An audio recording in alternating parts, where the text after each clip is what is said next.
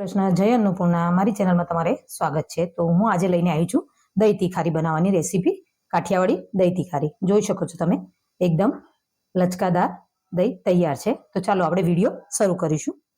એના માટે મેં એક બાઉલ જેટલું દહીં લીધું છે।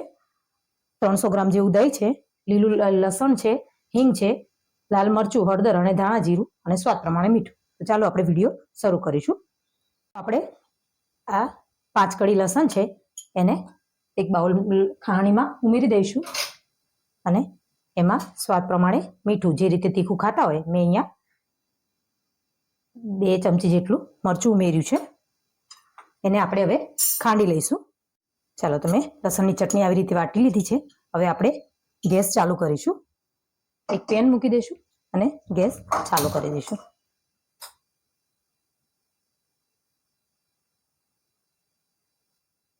ચાલો, આપણી પેન ગરમ થઈ ગઈ છે તો અહીંયા 3 થી 4 ચમચી જેટલું મેં તેલ ઉમેર્યું છે।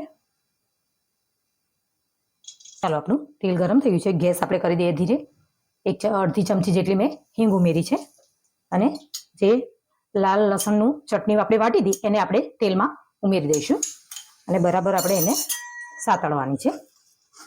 એકદમ ગેસ આપણે ધીરો જ રાખવાનો છે। હવે મેં એમાં અડધી ટીસ્પૂન જેટલું હળદર ઉમેરી છે અને અડધી ટીસ્પૂન જેટલું ધાણા જીરું ઉમેર્યું છે।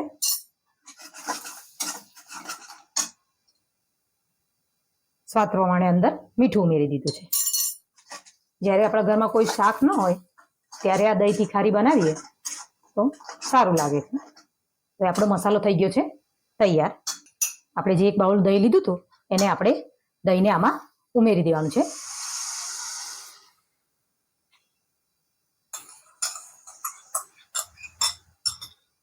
હવે એને આપણે મિક્સ કરી લઈએ।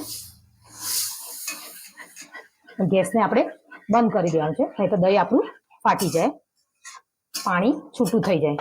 એટલે આપણે ગેસને કરી દઈશું બંધ અને 2 જ મિનિટમાં આપણી તૈયાર થઈ ગઈ છે દહીં તીખારી। આને તમે રોટલા સાથે, ભાખરી સાથે કે રોટલી સાથે સર્વ કરી શકો છો। અને આપણે ઉકાળવાનું કે એવું કોઈ ઝંઝટ કરવાની કોઈ જરૂર નથી। જોઈ શકો છો એકદમ સરસ મિક્સ થઈ ગયું છે। તો આપણે એને હવે એક બાઉલમાં કાઢી લઈશું। જોઈ શકો છો તમે, એકદમ લચકાદાર અને એકદમ સરસ દહીં તીખારી આપણી તૈયાર છે 5 મિનિટમાં।